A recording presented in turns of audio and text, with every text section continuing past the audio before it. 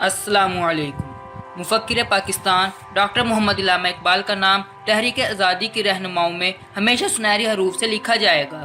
آپ بیک وقت ایک عظیم شاعر، فلاسفر اور سیاستدان تھے۔ بر صغیر جنوبی ایشیا میں مسلمانوں کی اجتماعی شعور کی بیداری اور تربیت، مسلمانوں کی تہذیبی اور فکری تعمیر نو کے سلسلے میں ان کی خدمات ہماری ملی تاریخ کا روشن باب ہیں۔ علامہ محمد اقبال 9 نومبر 1877 کو ضلع سیالکوٹ پنجاب میں پیدا ہوئے۔ آپ کے آباء و اجداد سپرو کوٹ کے کشمیری پنڈت تھے جو غالباً 17ویں عیسوی کے آخر میں حلقہ بغوش اسلام ہوئے۔ ویڈیو میں مزید آگے بڑھنے سے پہلے ویڈیو کو لائک کریں اور ریئلٹی وائس کو سبسکرائب کریں۔ اور تقریباً 100 سال بعد علامہ محمد اقبال کے دادا شیخ محمد رفیق کشمیر سے ہجرت کر کے ضلع سیالکوٹ میں قیام پذیر ہوئے۔ علامہ محمد اقبال کے والد تجارت کا کام کرتے تھے اور انہوں نے کسی مکتبے میں تعلیم نہیں پائی تھی، لیکن اصول کے پکے، اعلیٰ ضرب اور سادہ طبیعت کے مالک تھے۔ تجارت پیشہ ہونے کے باوجود صوفیہ اور علماء کی مجالس میں بیٹھتے اور ان کی صحبت میں رہنے کی وجہ سے شریعت اور طریقت، اسرار و رموز سے پوری طرح آگاہ تھے۔ صوفیاء کی صحبت نے ان میں حق شناسی کا ایسا جوہر پیدا کر دیا تھا کہ لوگ ان پر فلسفی کیا کرتے تھے۔ شیخ نور محمد کا انتقال 1929 میں ہوا تھا۔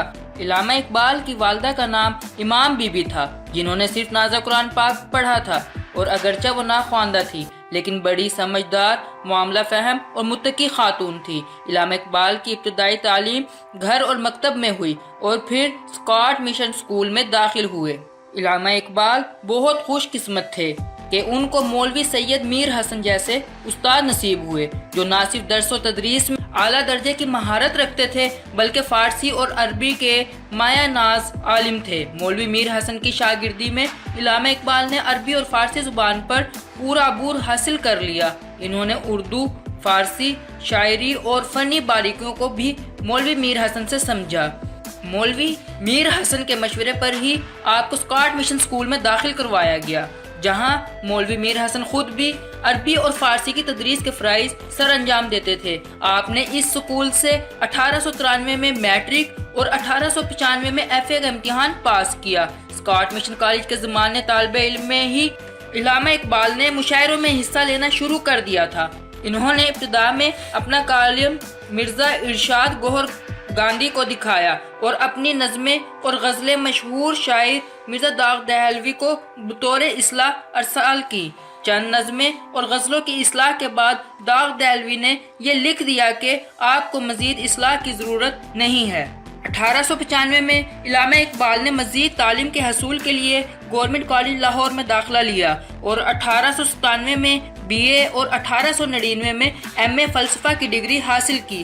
بی اے کے مضمون میں پنجاب بھر میں اول رہے اور اسی طرح ایم اے کے امتحان میں بھی تمغہ حاصل کیا۔ یہاں ان کے استاد سر تھامس آرنلڈ جیسے فاضل تھے اور سر میاں فضل حسین جیسے سیاستدان ان کے ہم جماعت۔ علامہ اقبال کی تعلیم اور تربیت نے مولوی میر حسن نے آپ کو مشرقی افکار اور ادب و علوم سے متعارف کروایا اور پروفیسر آرنلڈ نے ان کو مغربی افکار، فلسفہ اور تہذیب سے روشناس کرایا۔ 1899 میں علامہ اقبال اورینٹل کالج لاہور میں بحیثیت تاریخ و فلسفہ کے ریڈر مقرر ہوئے اور بعد ازاں جنوری 1901 میں گورنمنٹ کالج لاہور میں انگلش اور فلسفہ کے اسسٹنٹ پروفیسر مقرر ہوئے اور اس عہدے پر 1905 تک معمول رہے۔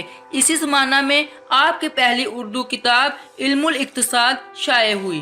پروفیسر آرنلڈ کے مشورہ پر علامہ اقبال اعلیٰ تعلیم کے حصول کے لیے انگلستان چلے گئے اور وہاں کیمبرج یونیورسٹی کے مشہور زمانہ ٹرینٹی کالج میں داخلہ لیا اور بی اے آنرز کی ڈگری حاصل کی۔ کیمبرج یونیورسٹی سے ڈگری حاصل کرنے کے بعد آپ نے استاد کی مدد سے کیمبرج یونیورسٹی میں رہتے ہوئے پی ایچ ڈی کی سند کے لیے میونک یونیورسٹی جرمنی میں رجسٹریشن کرائی اور 1907 میں اپنے حقیقی مقالہ مبادل طبیعت کے ارتقاء پر ڈگری حاصل کی۔ اسی دوران آپ نے وہاں بار ایٹ لا بھی کیا اور 6 ماہ تک یونیورسٹی کالج میں عربی کے قیام و مقام پروفیسر بھی رہے۔ 1908 میں واپس ہندوستان آئے اور لاہور چیف کورٹ میں وکالت شروع کر دی۔ ساتھ ہی گورنمنٹ کالج لاہور طرز و تدریس سے وابستہ ہو گئے۔ آپ کی وکالت کا سلسلہ 1934 تک جاری رہا، جبکہ 3 سال بعد 1911 میں آپ نے پروفیسر کی حیثیت سے استعفیٰ دے دیا تھا۔ 1922 میں حکومت برطانیہ نے علامہ اقبال کی عدمی خدمات کے اعتراف میں سر کا خطاب دیا۔ 1926 میں آپ کی کتاب مصنوعی اسرار خدائی فارسی زبان میں شائع ہوئی۔ 1929 میں انہوں نے انگلش زبان میں 6 مشہور کتابیں حیدرآباد دکن میں دی۔ اس دوران آپ کی فارسی اور اردو نظموں کے مجموعے کے بعد دیگر شائع ہوئے۔ علامہ اقبال کا سفر یورپ سے قبل متحدہ قوم پرستی کی گئی تھی۔ علامہ اقبال کی ابتدائی شاعری میں ایسی نظمیں ملتی ہیں جس میں وہ ایک پکے قوم پرست نظر آتے ہیں، تاہم یورپ پہنچ کر انہوں نے ایک بالکل نئی دنیا دیکھی۔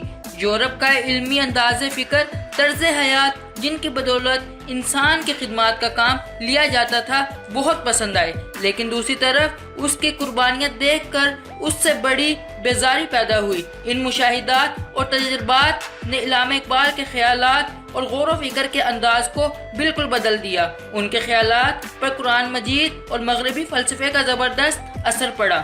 چنانچہ علامہ اقبال اس نتیجے پر پہنچ گئے کہ دنیا کی نجات صرف اسلامی تعلیمات اختیار کرنے میں ہی ہے، اور جب وہ 1908 میں یورپ سے واپس آئے تو اسلامی عقائد اور اسلامی اتحاد کے ایک پرجوش مبلغ بن چکے تھے۔ علامہ اقبال سیاست کو شجرے ممنوعہ نہیں سمجھتے تھے، لہٰذا انہوں نے نظری اور فکری حوالوں کے ساتھ عملی طور پر سیاست میں حصہ لیا۔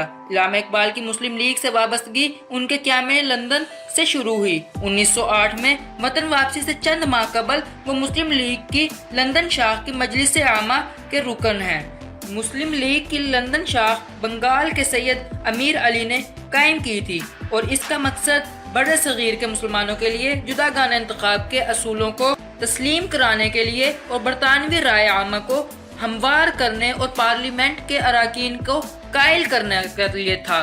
لاہور واپس آ کر مسلم لیگ کے صوبائی شاخ سے ان کا تعلق بھی شروع میں فکری بنیادوں پر تھا۔ میثاق لکھنؤ پر پنجاب کی طرف سے سر میاں فضل نے دستخط کیے تھے، مگر علامہ اقبال اس کے حق میں نہیں تھے، کیونکہ وہ سمجھتے تھے کہ کانگریس اس معاہدے کی آڑ میں متحدہ قومیت کے لیے راہ ہموار کرے گی۔ بعد ازاں جب تحریک خلافت شروع ہوئی تو ان مسلمان زمانہ ہندوؤں کے ساتھ تحریک ترک کے معاملات میں بھی شریک ہو گئے، لیکن علامہ اقبال اس بات کو پسند نہیں کرتے تھے کہ مسلمان ہندوؤں کے ساتھ مل کر تحریک چلائیں۔ نومبر 1926 میں علامہ اقبال 4 سال کے لیے لاہور کی مسلم لیگ کی نشست سے پنجاب کے صوبائی اسمبلی کے رکن منتخب ہوئے۔ اسمبلی کے ممبر کی حیثیت سے انہوں نے کئی مفید قوانین منظور کرنے میں نہایت اہم کردار ادا کیا۔ جنوری 1927 میں علامہ اقبال پنجاب مسلم لیگ کے جنرل سیکرٹری منتخب ہوئے۔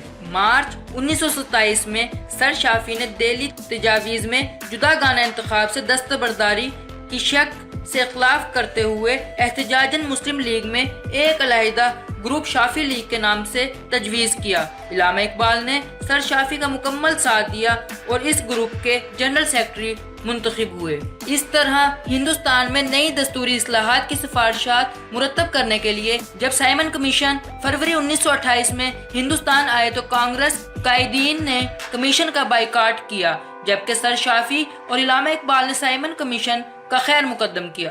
اگست 1928 میں نہرو رپورٹ منظر عام پر آئی اور اس کے جواب میں قائد اعظم محمد علی جناح نے 1929 میں اپنے 14 نکات پیش کیے، تو اس سے مسلم لیگ کے دونوں گروپ متحد ہو گئے اور دونوں گروپ کے اختلافات بھی کم ہو گئے۔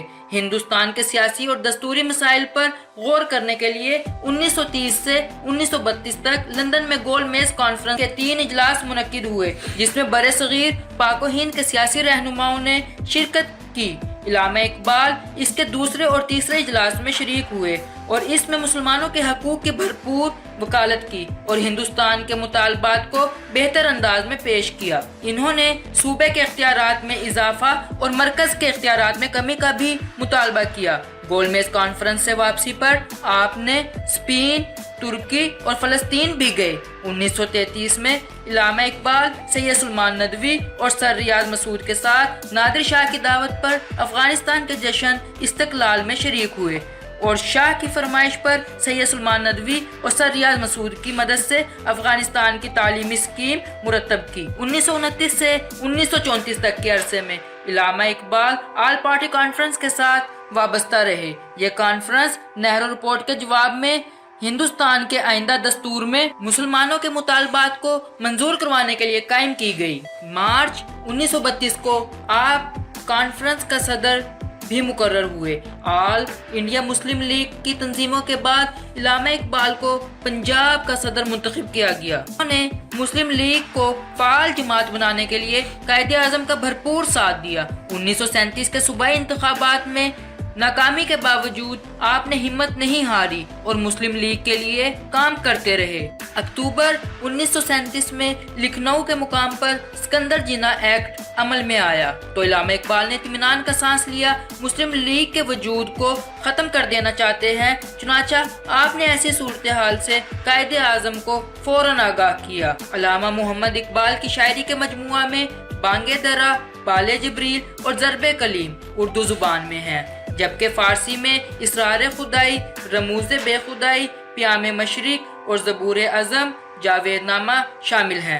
علامہ اقبال کی آخری کتاب ارمغان حجاز ہے اور علامہ اقبال 21 اپریل 1938 کو۔ تو دوستو، امید کرتے ہیں ہماری یہ ویڈیو آپ کو ضرور پسند آئی ہوگی۔ ویڈیو کو لائک کریں اور کومنٹ باکس میں اپنی رائے سے ہمیں ضرور آگاہ کریں۔ شکریہ۔